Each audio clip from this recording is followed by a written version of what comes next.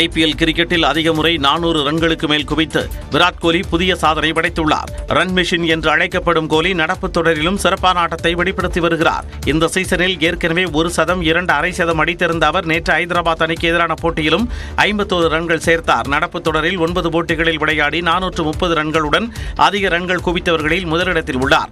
IPL தொடர்களில் 10வது முறையாக 400 ரன்களை கடந்த முதல் வீரர் என்ற சாதனையை கோலி படைத்துள்ளார். 9 முறை 400 ரன்கள் குவித்திருந்த சுரேஷ் ரெய்னா, டேவிட் வார்னர், ஷிகர் தவான் ஆகியோரின் சாதனையை விராட் கோலி முறியடித்துள்ளார்.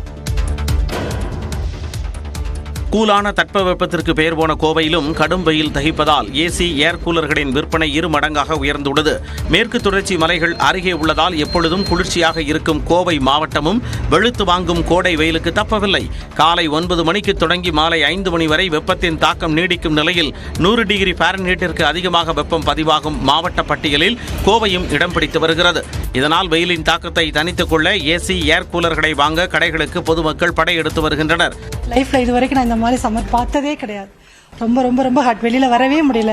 எவ்வளவு லிட்டர் தண்ணி குடிச்சாலும் பத்தல, எவ்வளவு வாட்டர் மெலன் சாப்பிட்டாலும் பத்தல. இந்த அளவு வெயில் நாங்க பார்த்தது இல்லைங்க. 35 வருஷத்துக்கு முன்னாடி இருந்ததா சொல்றாங்க. இப்போ அதை நாங்க அனுபவிச்சுட்டு இருக்கிறோம். ஒரே மாதத்தில் 40,000த்திற்கும் அதிகமான ஏசி விற்பனையாகி உள்ளதாக விற்பனையாளர்கள் தெரிவித்துள்ளனர். ஏர் கூலர் லாஸ்ட் இயரோட அதிகமாக தான் இருக்கு.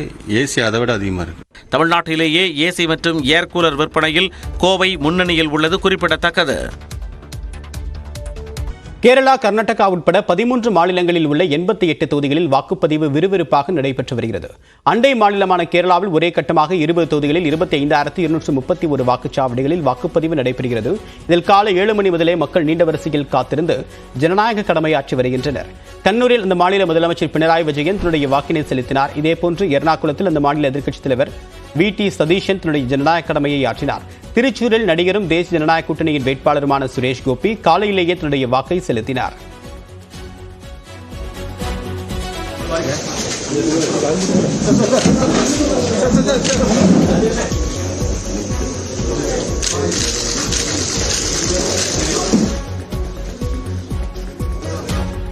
இரண்டு மக்களவைத் தொகுதிகள் கொண்ட மணிப்பூரில் 2ஆம் கட்ட வாக்குப்பதிவு அமைதியான முறையில் தொடங்கி நடைபெற்று வருகிறது. இதில் உக்ருல் என்ற இடத்தில் 94 வயது மூதாட்டி காலையிலேயே தன்னுடைய வாக்கினை செலுத்தினார்.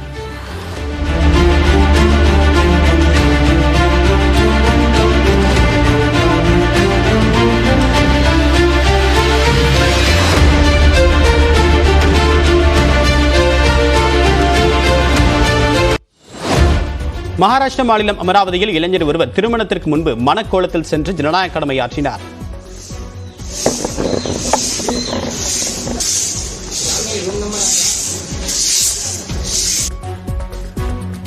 ஜம்மு காஷ்மீர், உத்தரப்பிரதேசம், ராஜஸ்தான், அசாம், மேற்கு வங்கம் உள்ளிட்ட மாநிலங்களிலும் பொதுமக்கள் நீண்ட வரிசையில் காத்திருந்து வாக்களித்து வருகின்றனர்.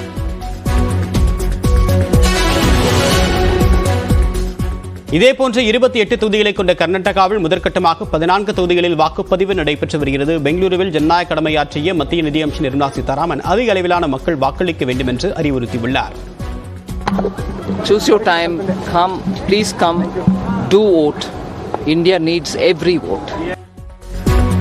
கர்நாடகாவில் உள்ள மத்திய பெங்களூரு தொகுதிக்குட்பட்ட விட்டல் மல்லையா வாக்கு மையத்தில் நடிகர் பிரகாஷ் ராஜ் தன்னுடைய வாக்கினை செலுத்தினார். வாக்கு செலுத்தும் முன்பாக நியூஸ் 18 தமிழ்நாடு தொலைக்காட்சிக்கு பிரத்யேக பேட்டியளித்தவர் அனைவரும் தவறாமல் வாக்களிக்க வேண்டும் என்றும் அறிவுறுத்தினார். முதல் தலைமுறை வாக்காளர்களுக்கு என்னுடைய வேண்டுகோள், முதல் முறை வாக்காளர்களுக்கு வாங்க, வாக்களித்தாதான் உங்களுக்கு அதோடைய பவர், அதோடைய சந்தோஷம், அதோடைய மகிழ்ச்சி உங்களுக்கு தெரியும். நாடை கட்டுறதுல உங்களுடைய பங்களிப்பு ரொம்ப முக்கியம். ஏன்னா இன்னும் முன்னாடி இருக்கிற ஒரு ஃபியூச்சர் உங்களுடையது. Please come and vote and choose who should lead you. இதேபோன்று பெங்களூருவில் இன்ஃபோசிஸ் நிறுவனர் நாராயணமூர்த்தி மற்றும் அவருடைய மனைவியும் மாநிலங்களவை உறுப்பினருமான சுதாமூர்த்தி தங்கள் ஜனநாயக கடமையை ஆற்றினர். Come out, this is your right. Choose your leader. You express your what is in your mind and don't comment. I always feel urban people vote less compared to rural people, and don't do that. Please come out, and you can see a lot more of my age people here. So I request youngsters to come out, vote, express what's in your mind. பெங்களூருவில் வாக்களித்த இந்திய முன்னாள் cricket வீரர் ராகுல் டிராவிட் ஜனநாயகத்தில் வாக்களிப்பது மிக அவசியம் என்று அறிவுறுத்தினார்.